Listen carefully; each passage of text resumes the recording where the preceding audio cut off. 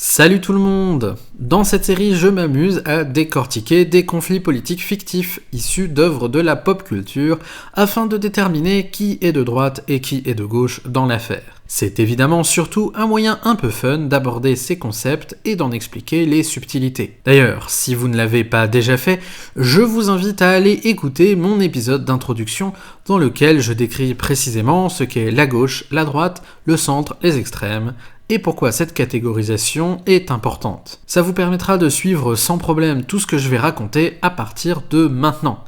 Car aujourd'hui, accrochez-vous, je vais m'attaquer à un très gros morceau. Je vais vous parler des luttes politiques dans la série Battlestar Galactica. Et là, je vais spoiler à mort des trucs absolument essentiels dans l'intrigue, et pour cause, cette lutte politique, c'est quasiment l'intrigue principale de la série. Et de fait, dans Battlestar Galactica, on suit une élection présidentielle, des manipulations de couloirs pour nommer les membres du gouvernement, 2 tentatives de coup d'État, un procès politique pour crimes contre l'humanité, et j'en passe. Et le tout dans une société fictive qui est un genre de copier-coller de la société états-unienne d'ailleurs. Pourtant, et c'est un truc assez étonnant quand on y pense, à aucun moment de la série, pas même au détour d'un petit bout de dialogue perdu, il n'est fait mention de gauche ou de droite. Comme si c'était des concepts qui n'existaient pas, qui n'entraient pas en ligne de compte. Et en étudiant le cas, je me suis rendu compte que c'était pas si anodin que ça. Je vous explique.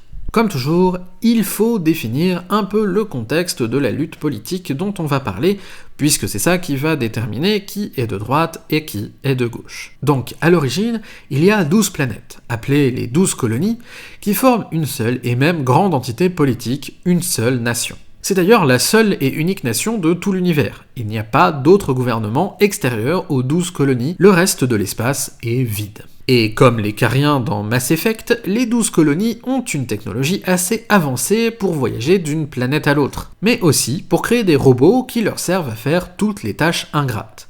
Ce sont les Cylons. Et comme les Geth dans Mass Effect, les Cylons évoluent au point de devenir conscients et se rebellent contre les humains pour obtenir des droits, ne plus être des esclaves.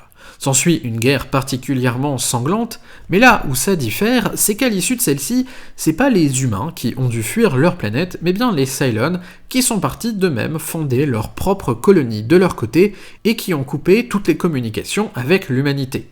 À tel point qu'il y a carrément une ligne de démarcation que les humains ne doivent pas franchir sous peine d'être éliminés sans sommation. L'histoire de la série commence des décennies après la guerre. C'est la paix, les 12 colonies se sont reconstruites et sont florissantes, mais restent un peu traumatisées par le conflit. Ils ont gardé une flotte militaire importante et tout le monde est bien frileux des IA. Et puis, un jour, sans prévenir, sans déclaration de guerre, les Cylons reviennent en force et attaquent. Grâce à un virus informatique qu'ils ont réussi à infiltrer dans le système de défense de la flotte des 12 colonies, ils parviennent à éliminer celle-ci en quelques heures, puis se mettent à bombarder les 12 colonies avec des bombes atomiques. Bref, l'humanité est exterminée en un temps record. Au final, ne reste plus qu'un peu moins de 50 000 personnes qui, par chance, se trouvaient à bord de vaisseaux spatiaux au moment de l'attaque et ont donc pu se rassembler et s'échapper in extremis, notamment grâce à la protection d'un très vieux vaisseau de guerre à moitié bon pour la casse,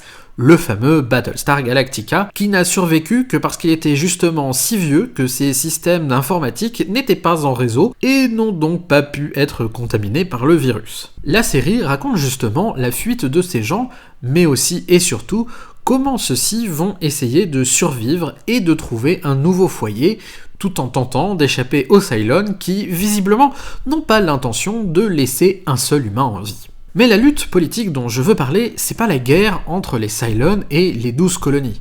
Non, ce qui m'intéresse, c'est la lutte politique pour savoir qui doit gérer la flotte dans cette situation critique. Parce que oui, même face à un danger de mort et d'extinction, nos humains survivants vont se battre entre eux pour savoir qui doit les mener, vers où et dans quelles conditions. Et c'est assez logique quand on y pense, c'est pas des choix anodins et il est donc normal que ça implique une lutte de pouvoir entre plusieurs projets différents à ce sujet. Pour commencer, il faut donc que je vous parle des protagonistes de cette lutte politique, à commencer bien évidemment par Laura Roslin, la nouvelle présidente des colonies. Ce qu'on apprend immédiatement dans la série, et qui est même appuyé plus tard, c'est que Laura Roslin n'était pas une personnalité politique de premier plan avant l'attaque. Elle faisait partie du gouvernement, oui, en tant que ministre de l'Éducation, mais c'était plus une technicienne de l'ombre, une proche du président en poste, que l'on avait récompensée avec un ministère subalterne pour son soutien lors de la campagne. Pire, au moment où l'attaque a lieu, elle s'apprêtait à être limogée pour avoir osé négocier avec un représentant syndical.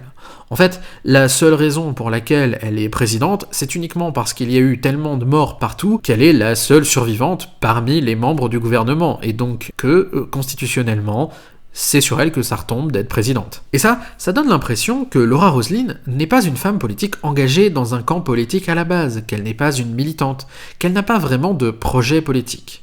En gros, qu'elle est un peu la Madame Tout-le-Monde qui se retrouve à la tête du gouvernement par hasard et qu'elle va juste faire de son mieux. Bon, évidemment, vous me voyez venir, mais en fait, c'est pas du tout le cas. Et la meilleure preuve de ça, c'est que si au début de la série, tout le monde semble plus ou moins l'accepter comme dirigeante et qu'elle semble faire consensus au sein de la population, on voit très vite arriver des opposants à son gouvernement, des opposants qui déploient des discours particulièrement critiques de ses choix politiques. Le premier d'entre eux, c'est William Adama, le commandant du Battlestar Galactica.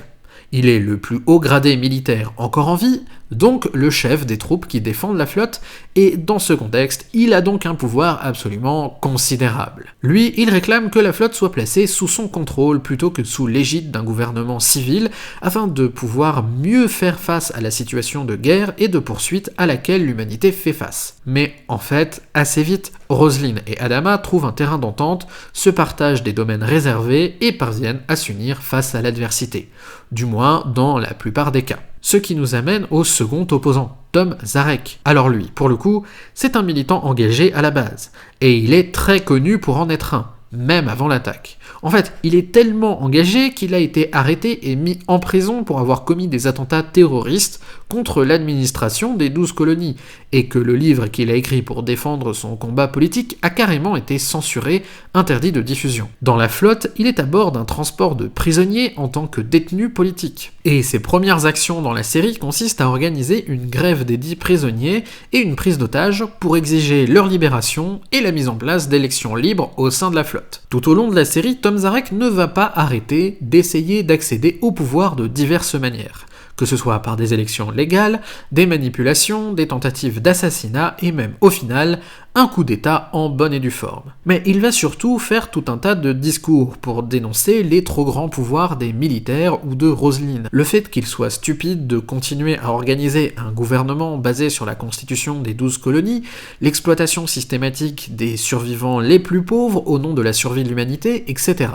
Bref, ici pas besoin de tergiverser plus longtemps, Tom Zarek est un animal politique de gauche, voire d'extrême gauche, en tout cas d'une gauche très radicale, sans concession, révolutionnaire. Mais en fait, ce n'est pas lui qui va se présenter contre Laura Roslin à l'élection présidentielle. Non, c'est un troisième opposant à cette administration sur une ligne beaucoup plus floue en apparence, le docteur Gaius Baltar. Lui, au contraire des trois autres, n'est en aucun cas un homme politique à la base. C'est un brillant scientifique au comportement excentrique, très populaire avant l'attaque, au point qu'un soldat décide de sacrifier sa vie pour lui permettre de s'échapper d'une des colonies et de rejoindre la flotte en se disant qu'un génie tel que lui pourra mieux aider l'humanité qu'un simple soldat. Bref, il n'a pas d'engagement particulier, a priori ne semble pas avoir de discours politique ou de conviction, mais il est connu et c'est un beau parleur habitué des médias.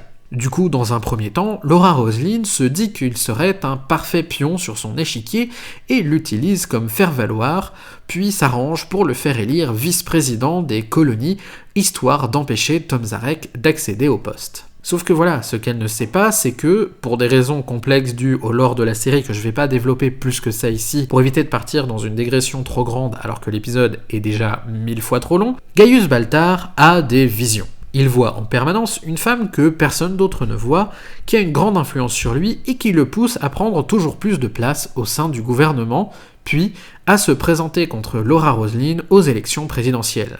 Le souci qui se pose pour mon analyse, c'est que la série présente la candidature de Gaius Baltar comme un simple ego-trip de sa part. On nous donne l'impression qu'il s'est juste présenté parce que sa vision lui a dit de le faire et parce qu'il aime être sous le feu des projecteurs, parce qu'il s'estime plus intelligent que tout le monde et donc plus à même de gouverner que Laura Roslin. Et de fait, à aucun moment pendant la campagne, il n'est réellement fait mention de son programme politique, et l'enjeu de l'élection est plus ou moins réduit dans un premier temps à une question de choix entre deux personnalités.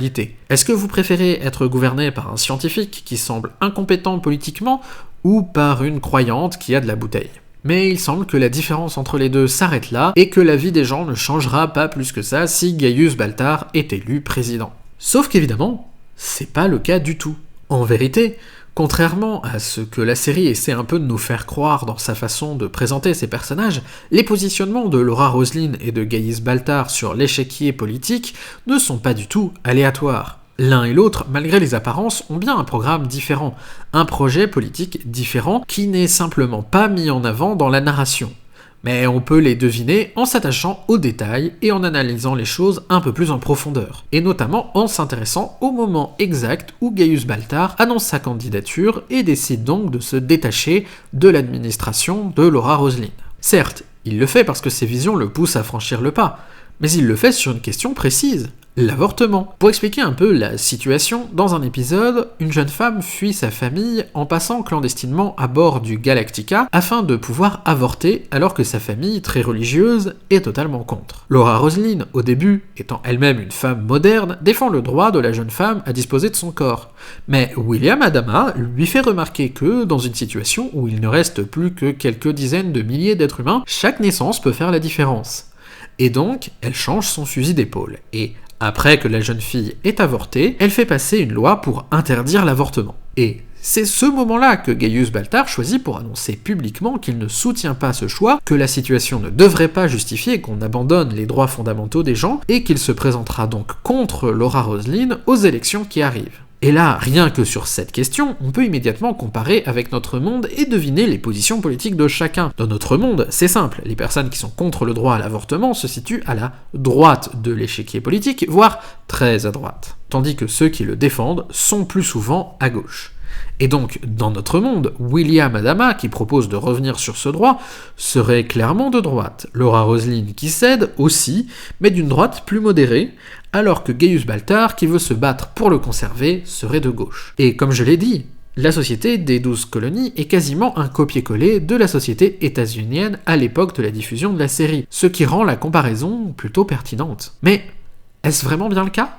Eh bien oui. Et pour comprendre ça, il faut se poser la question suivante, c'est quoi les rapports de pouvoir au sein de cette société en fuite à travers l'espace ? Le plus évident, c'est que les militaires ont pris une part de pouvoir considérable.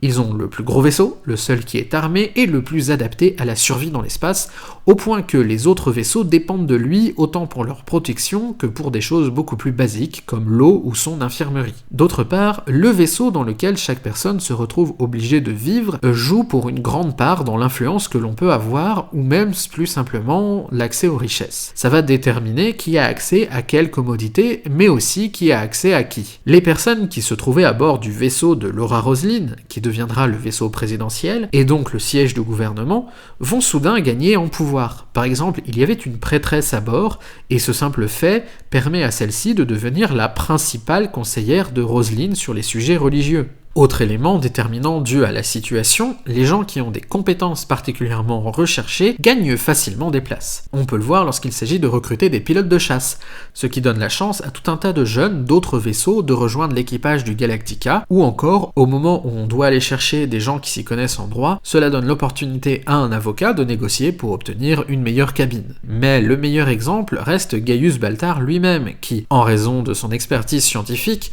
notamment en ce qui concerne les Cylons, se retrouve propulsé au cœur du gouvernement. Mais au-delà de ça, on découvre aussi à de nombreuses reprises que les rapports de pouvoir du monde d'avant l'attaque n'ont pas disparu comme par magie. Les ouvriers restent des ouvriers, les soldats restent des soldats, les prisonniers restent des prisonniers et les cadres restent des cadres. Plus encore, la série nous décrit que toutes les colonies n'étaient pas traitées de la même manière au sein de cette civilisation, et que les ressortissants de Caprica, la planète où se trouvait le siège du gouvernement, sont bien mieux traités que les natifs d'autres planètes moins centrales dans le gouvernement. Et tout comme dans notre monde, on retrouve aussi des discriminations liées au genre des personnes ou à leur religion, surtout vu qu'il y a clairement une religion officielle. Or, vis-à-vis de tout cela, il s'avère que William Adama est le plus prompt à sauter à pieds joints dans le fait de soutenir ses hiérarchies sociales, voire à les renforcer en profitant du pouvoir que lui confère sa nouvelle position. Et la question de l'avortement, qu'il n'aborde réellement que du bout des lèvres, n'est pas la seule preuve de ça. Si l'on observe les deux disputes majeures qu'il a dans la première saison avec Laura Roslin, la première consiste à refuser de reconnaître qu'elle est la présidente légitime des 12 colonies parce que, selon lui, c'est la guerre et c'est donc lui le commandant en temps de guerre, et dans un second temps, il se lance carrément dans un coup d'état et fait arrêter la présidente quand celle-ci ose ordonner à l'un de ses officiers de faire autre chose que ce qu'il a demandé.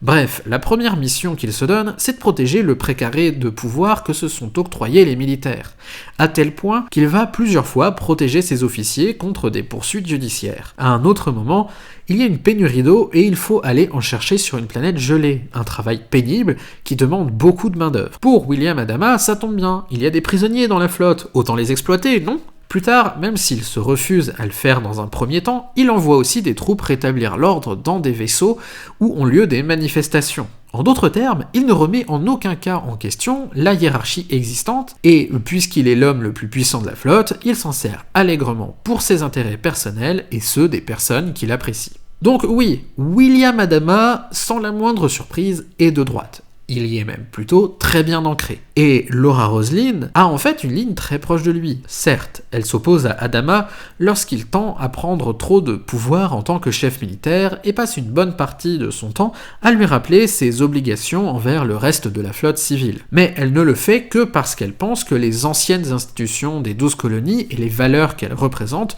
doivent être préservées malgré la situation. En gros, elle veut que la vie continue comme avant et que seul ce qui est absolument nécessaire à la survie de l'humanité change.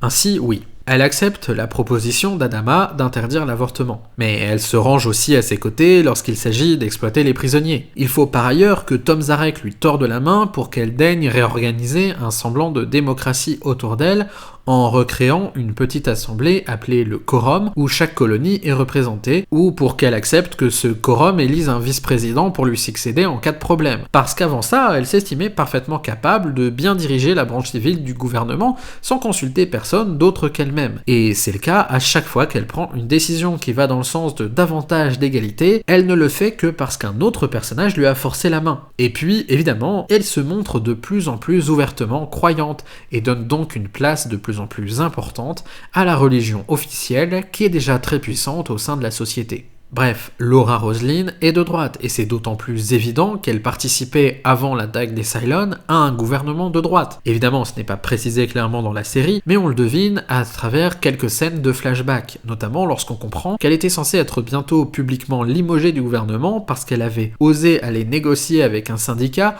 au lieu de juste réprimer cordialement les manifs, sachant que dans la scène, on comprend qu'elle ne leur cède rien et les convainc juste d'arrêter de faire la grève. Donc en fait, c'est même pas un move très de gauche. En face, comme je l'ai dit, Tom Zarek est clairement de gauche, et même d'une gauche très radicale, puisqu'il n'hésite pas à employer des moyens violents pour parvenir à ses fins et arracher des victoires, et pour le coup, lorsque l'on voit ce qu'il demande, le personnage a beau sembler très imbu de sa personne et être prêt à beaucoup de choses pour occuper le pouvoir, toutes ses actions visent clairement à remettre en cause les hiérarchies en place et à diminuer le pouvoir des puissants. Sur la question des prisonniers, il parvient par son action à arracher leur liberté en échange de leur travail, ainsi que la tenue d'élections libres et la reformation du quorum. Il parvient aussi à obtenir l'élection d'un vice-président, et il fait tout ce qu'il peut pour limiter l'influence des militaires, et notamment de William Adama, sur la flotte, en poussant notamment d'autres vaisseaux à se rebeller, en aidant Laura Roslin à fuir le coup d'état du commandant et en la protégeant jusqu'à ce que le gouvernement civil soit rétabli. Donc oui, pas de doute, Tom Zarek est à gauche, et bien à gauche. Dans ses discours, il va encore plus loin, interrogeant sur la pertinence qu'il y a à garder les anciennes institutions ou les anciens rôles sociaux de chacun, poussant à envisager de nouvelles manières de vivre au sein de la nouvelle situation. Et chaque fois, il parle clairement de créer un monde égalitaire, ou en tout cas davantage que celui qui est en place. Et justement, quand Gaius Baltar annonce sa candidature en se plaçant sur une ligne pro-science plutôt que pro-religion, pro-civil plutôt que pro-militaire et pro-choix plutôt que pro-vie, Tom Zarek rejoint sa campagne en se présentant avec lui en tant que candidat à la vice-présidence. Mais est-ce que cela prouve que Gaius Baltar est de gauche ou simplement d'une droite plus modérée ? Après tout, soutenir le candidat qui a le plus de chances de gagner et qui est le plus proche de ses propres idées, sans être dans son camp, peut être une stratégie pour Tom Zarek, qui s'est déjà allié une fois à Roslin contre Adama, et qui semble prêt à bien des bassesses pour arriver à ses fins. Eh bien, comme je l'ai dit, ce n'est pas mis en avant dans la narration, mais si on fouille un peu, on se rend compte que oui, Gaius Baltar est bien de gauche. D'une gauche modérée, pas du tout révolutionnaire dans ses méthodes, mais de gauche néanmoins. Il y a bien entendu la question de l'avortement sur laquelle il prend une position claire en refusant d'accepter le choix de Laura Roslin. Le fait qu'il mette en avant son côté homme de science pendant la campagne est aussi un signe qu'il n'apprécie pas l'influence que la religion a sur le pouvoir actuel. Plus tard dans la série, bien après la campagne présidentielle, il écrit aussi un livre qui parle un peu plus de son programme politique, un livre sobrement intitulé « Mes triomphes, mes échecs », dans lequel il développe une critique très pointue des rapports de classe au sein de la flotte et appelant à s'opposer à ceux-ci. Mais ce qui prouve le plus son appartenance à la gauche à mes yeux, c'est justement la décision qui va lui permettre de gagner l'élection présidentielle contre Laura Roslin. Je ne vais pas rentrer dans les détails pour pas allonger cette vidéo déjà 3 fois trop longue, mais comme vous vous en doutez, la question principale qui anime la politique de la flotte, c'est comment on trouve une nouvelle planète où s'installer à l'abri des Cylons. Et globalement, le plan d'Adama et de Laura Roslin, c'est de chercher une planète mentionnée dans les textes sacrés en suivant un faisceau d'indices laissés par ses habitants. En bref, une promesse lointaine qui relève souvent plus de la foi et de l'espoir qu'autre chose au vu des informations fiables dont il dispose. Et puis, au milieu de la campagne présidentielle, la flotte découvre par hasard une planète aux conditions assez rudes mais habitables, cachée derrière un nuage qui brouille les scanners. En gros, on peut s'y installer, mais ça va être difficile, et en plus, il y a des chances pour que les Cylons ne trouvent jamais l'endroit. Estimant que les conditions de vie sur place ne valent pas le coup et obsédés par leur quête de cette planète mythologique qui leur paraît être la solution parfaite, Laura Roslin et William Adama n'envisagent pas plus que de s'y arrêter pour refaire leurs réserves avant de repartir. Poussé par Tom Zarek et ses visions, Gaius Baltar va, lui, proposer de s'installer sur place en donnant même un nom à la planète, New Caprica. Et ça, clairement, c'est une proposition assez nette pour refondre la société en quelque chose de nouveau, pour changer la donne pour tout le monde vers plus d'égalité, puisque ça suppose enfin de sortir de cette maudite flotte et d'arrêter de fuir à travers l'espace. Aussi, ça contrebalance pleinement l'importance des militaires, à tel point qu'effectivement, la plupart des membres d'équipage du Galactica vont démissionner pour aller commencer une nouvelle vie à Terre. Alors oui, même si on se rend compte que Gaius Baltar ne tient pas toutes ses promesses et doit notamment faire face à un mouvement syndical qui essaie de lui tordre le bras pour obtenir plus de droits une fois son projet lancé, le fait est qu'une fois élu président, les choses ont réellement changé pour tout le monde et renversé une grande part des hiérarchies sociales, ce qui est bien la preuve que son programme était de gauche. Et donc voilà, William Adama est très à droite, Laura Roslin aussi est à droite, et pas si loin que ça d'ailleurs, Gaius Baltar est à gauche, même si c'est modérément, et Tom Zarek est clairement très à gauche. Et ça explique pourquoi William Adama et Tom Zarek sont toujours opposés l'un à l'autre, quelles que soient les circonstances. Pourquoi Tom Zarek est prêt à s'allier à Laura Roslin contre William Adama, et pourquoi celle-ci accepte cette aide, mais aussi pourquoi, en essayant d'empêcher Tom Zarek de gagner trop d'influence grâce à son programme de gauche, Roslin parvient à lui couper l'herbe sous le pied, en s'alliant avec une gauche plus modérée, qu'elle ne laisse finalement pas trop s'exprimer. Mais aussi pourquoi Gaius Baltar et Tom Zarek s'associent pour lutter ensemble dans une campagne électorale officielle contre l'alliance Roslin-Adama qui semble enfin s'être accaparé tous les pouvoirs au point de revenir sur le droit à l'avortement sans trop de soucis. Bon, à partir de là, les gens qui ont vu la série sont en train de se demander pourquoi Tom Zarek, si elle est vraiment très à gauche comme je le prétends, décide de s'associer à une tentative de coup d'état raciste dans la saison 4. Pourquoi on le retrouve soudain à l'extrême droite ?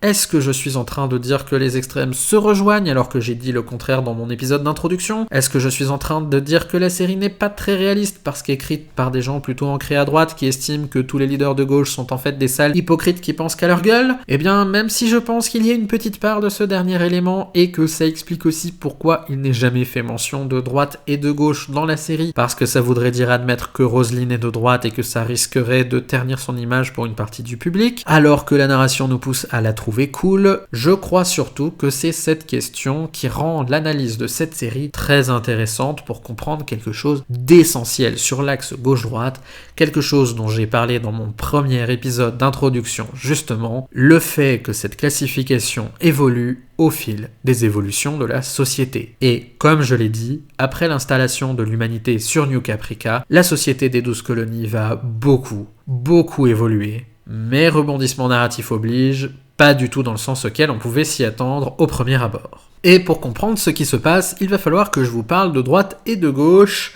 chez les Cylons.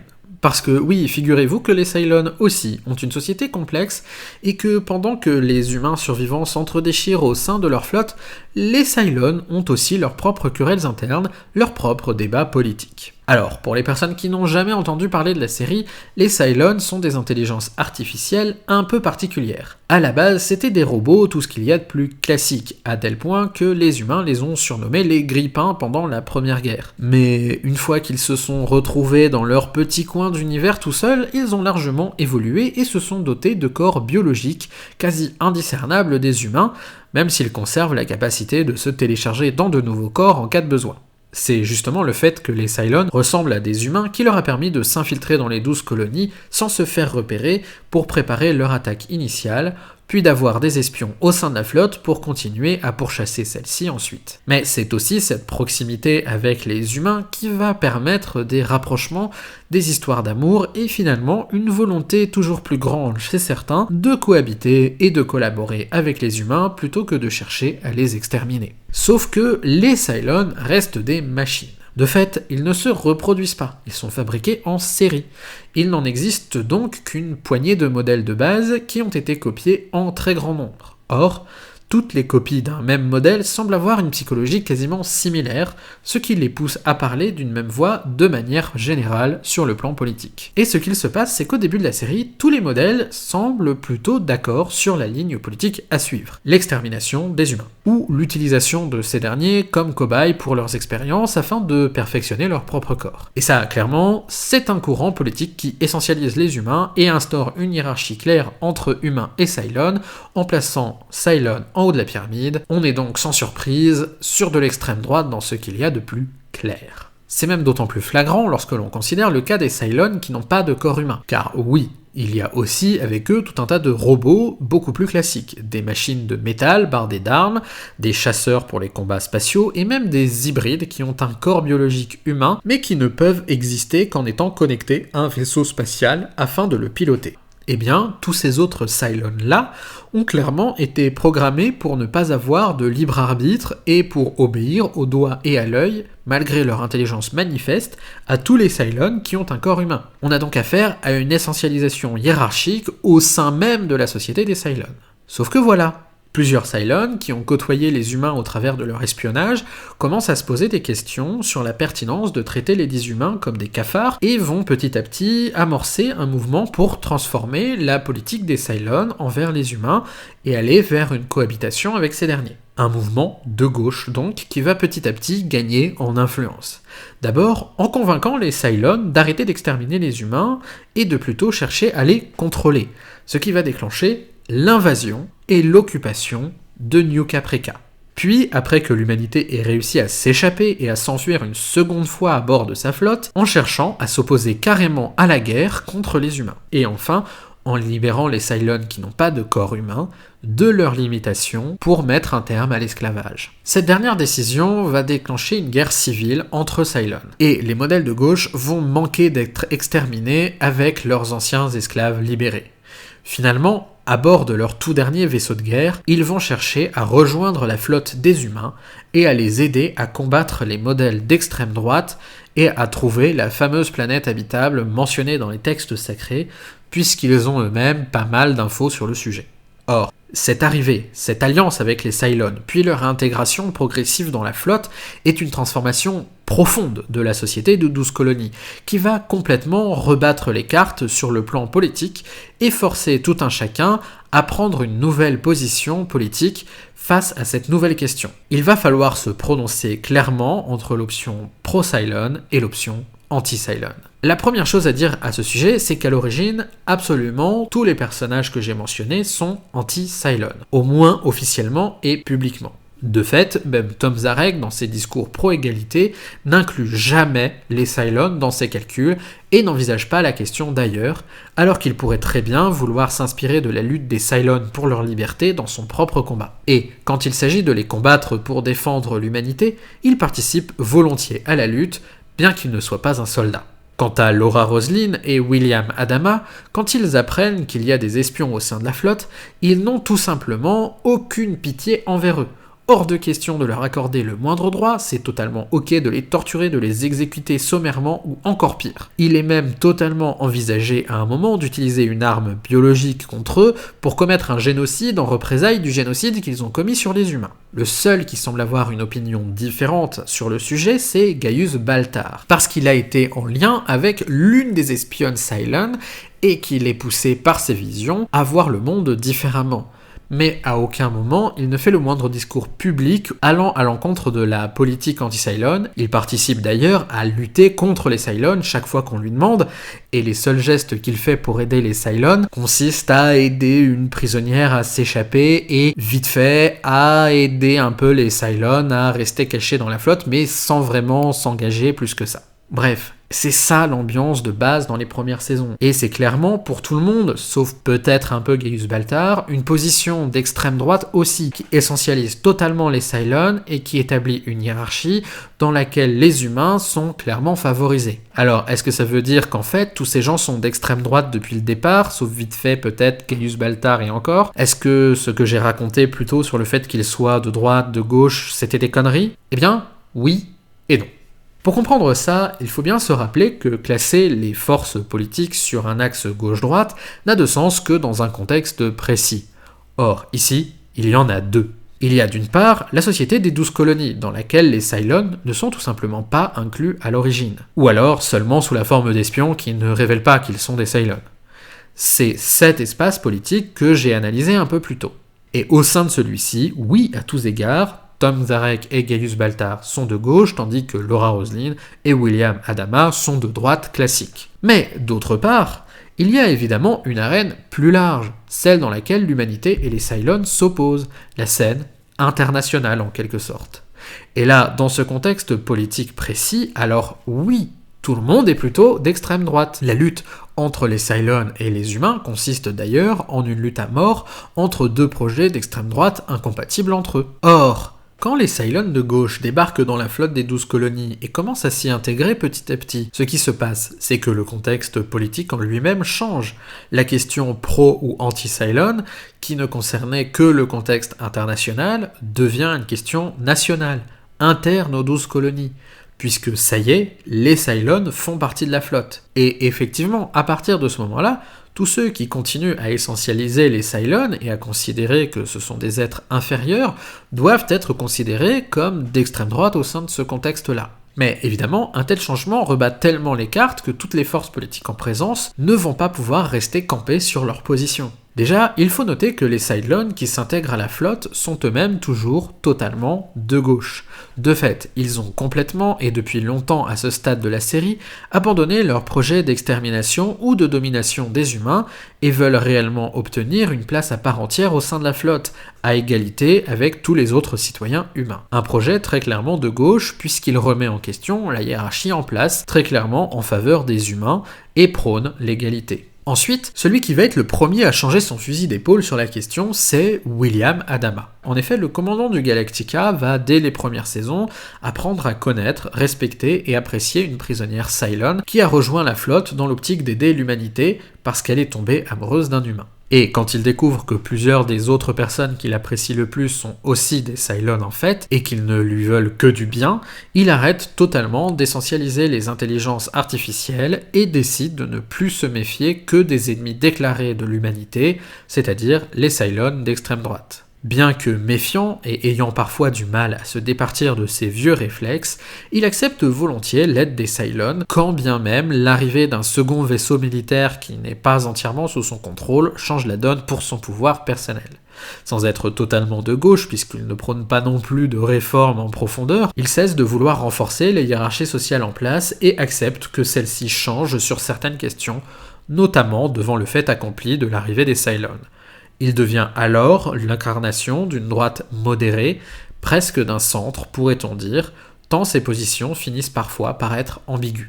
De son côté, Gaius Baltar va de plus en plus assumer son côté pro-Cylon au fur et à mesure que la série avance. Comme je l'ai dit, avant même que les Cylons de gauche ne rejoignent la flotte, son destin est fortement lié au leur. Il a effectivement été proche d'une de leurs espionnes et poussé par ses visions à adopter un autre point de vue en privé.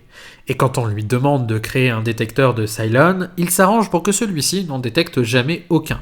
Il va même jusqu'à aider une autre espionne à se cacher au sein de la flotte avant qu'elle finisse par se suicider. Mais plus encore, lors de l'invasion de New Caprica par les Cylons, il est le président en exercice, et c'est donc lui qui doit signer la capitulation, puis être contraint de collaborer en maintenant un semblant de gouvernement fantoche. Cela lui vaut d'être détesté par toute la flotte, ou presque, et de devoir passer par un procès très public dans lequel on l'accuse de crimes contre l'humanité. C'est d'ailleurs à ce moment-là qu'il écrit son fameux livre Mes triomphes, mes échecs, afin d'essayer de changer la vie des gens sur lui. Acquitté, il va être totalement écarté de la scène politique, mais va devenir le gourou d'un culte non conforme qui prône une égalité dans l'amour de Dieu. Et de là, mener plusieurs actions de lutte contre l'oppression de la religion officielle pour aider les plus démunis et diffuser un message pro-Cylon qui va être de plus en plus écouté. Lui reste donc pleinement à gauche, dans une volonté toujours plus grande de réformer la société en profondeur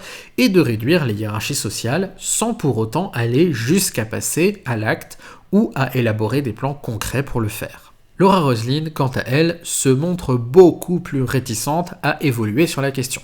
Il faut dire que, comme beaucoup d'autres sur New Caprica, pendant l'occupation, elle a été enfermée, torturée, interrogée, puis même manqué d'être exécutée sommairement. Elle a activement participé à la résistance, qui a permis à tout le monde de s'échapper à bord des vaisseaux, et cet engagement politique, à ce moment crucial, lui a permis de redevenir populaire et de reprendre la présidence sans élection cependant. Et à partir de là, désormais convaincue jusqu'au bout des ongles que les Cylons sont un danger, que la planète des textes sacrés est la seule solution, elle va être déterminée à tout faire pour mener l'humanité jusqu'au bout de cette quête. Aussi, quand les Cylons de gauche vont commencer à proposer une collaboration, elle va d'abord refuser et préparer des plans pour les trahir. Seulement voilà, il va s'avérer que sans les informations des Cylons, impossible de trouver la planète qu'elle recherche. Alors, petit à petit, elle va être contrainte de lâcher du lest sur le sujet.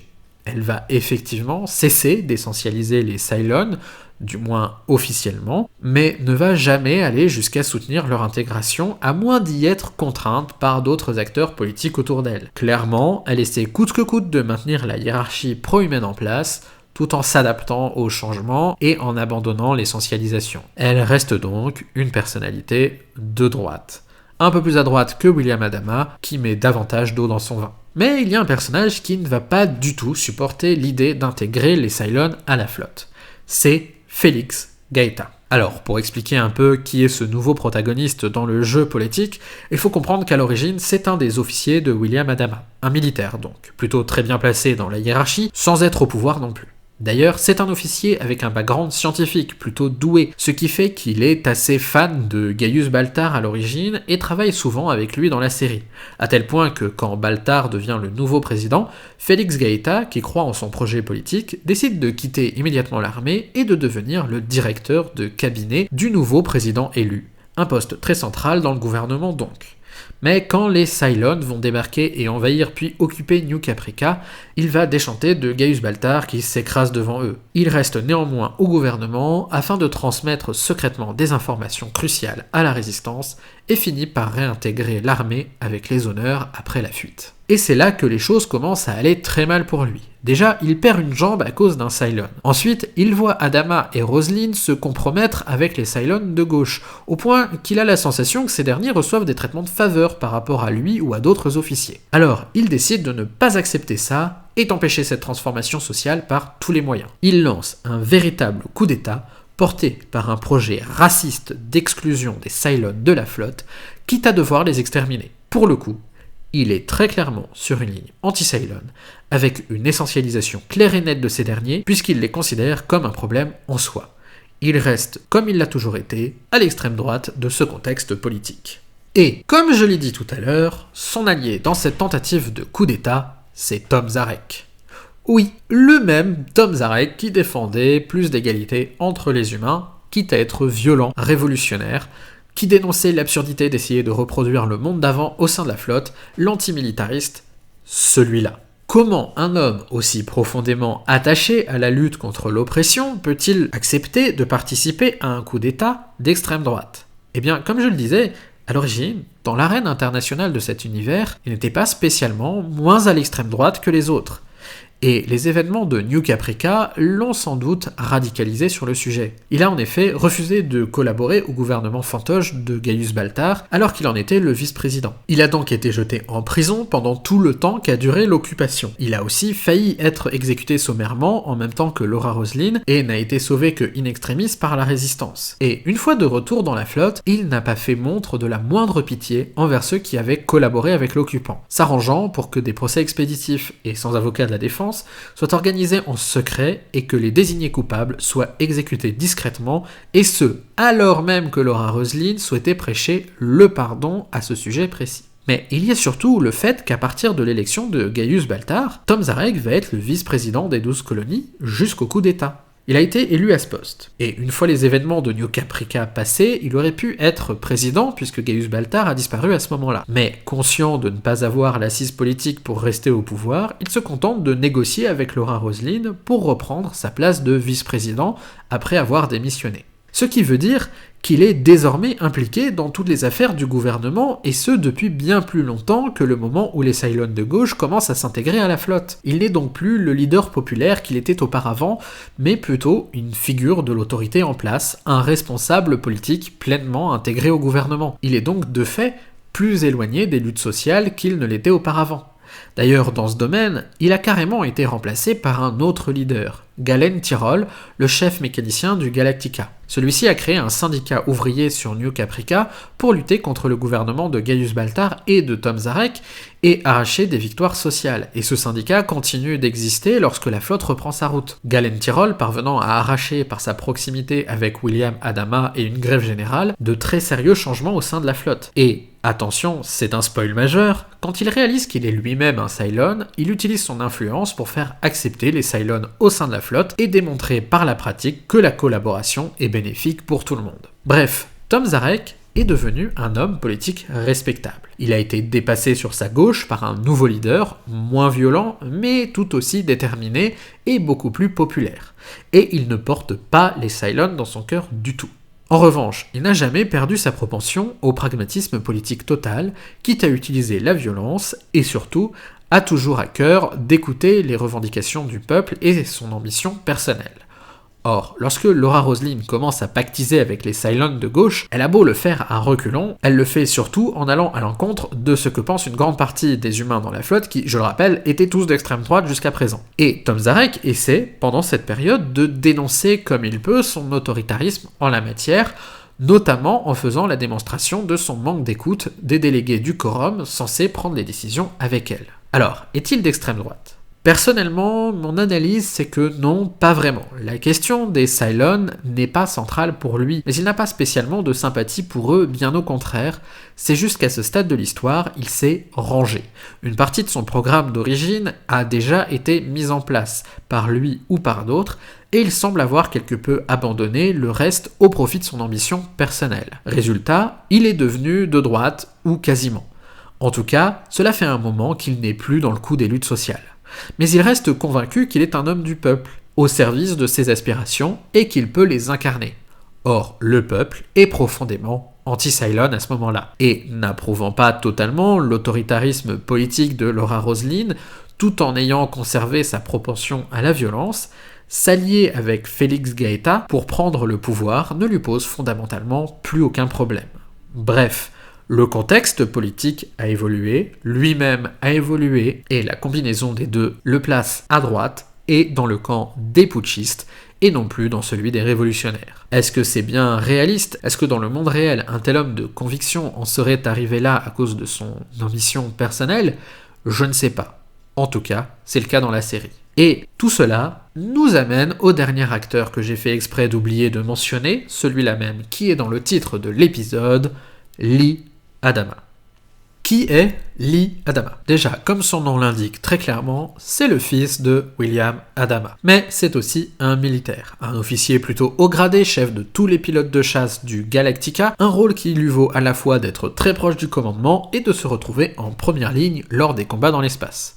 Mais c'est aussi lui qui a sauvé Laura Roslin lors de l'attaque initiale des Cylons et qui, du fait de cette proximité, va être désigné comme son conseiller sur les questions militaires. Bref, à tous les niveaux, il est proche du pouvoir en place et participe au gouvernement. Et pour cause, même si c'est pas le héros de la série vu que celle-ci adopte tous les points de vue à la fois, il en a clairement l'apparence à bien des égards. Bref, scénaristiquement, il va se retrouver impliqué dans tous les problèmes politiques d'une manière ou d'une autre. Pour vous faire une idée, Lee Adama, quand son père commence par refuser l'autorité de Laura Roslin, va essayer de le faire changer d'avis et de prendre la défense de la présidente malgré l'inexpérience de cette dernière, ce qui semble le placer, dans le contexte du début de la série, plutôt à la gauche de son père. Quand Tom Zarek va initier une grève des prisonniers et prendre des otages, Lee Adama est celui qui ira négocier avec lui et qui forcera ensuite son père et la présidente à accéder aux demandes de Tom Zarek, ce qui semble le placer dans le contexte du début de la série, à la gauche de Roslin aussi. Quand William Adama va faire un coup d'état contre Laura Roslin, il va à nouveau se ranger du côté de Laura Roslin et refuser d'exécuter les ordres, puis va s'enfuir avec elle et Zarek jusqu'à la réconciliation, ce qui confirme sa position plutôt entre Tom Zarek et Laura Roslin.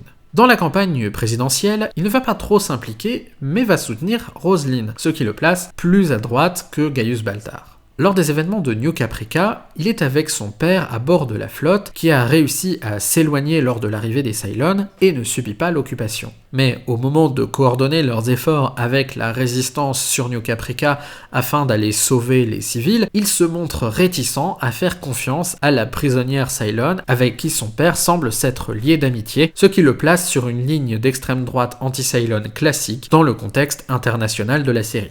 D'ailleurs, c'est aussi lui qui propose de commettre un génocide sur les Cylons par voie d'une arme bactériologique. Lors du procès de Gaius Baltar, c'est lui qui va assurer personnellement la défense de ce dernier et parvenir à le faire acquitter. Il va même jusqu'à quitter définitivement l'armée face à l'hypocrisie qu'il décèle lors de ce procès, ce qui tend encore une fois à le placer plutôt à gauche de William Adama et de Laura Roslin. Et, un peu comme son père, lorsqu'il réalise qu'en fait, il connaît pas mal de Cylons qui ne lui veulent pas du mal, lorsque ceux-ci débarquent dans la flotte, il va plutôt se ranger du côté de leur intégration, ce qui le met sur une ligne pro-Cylon, et donc plutôt à gauche dans ce nouveau contexte au sein de la flotte.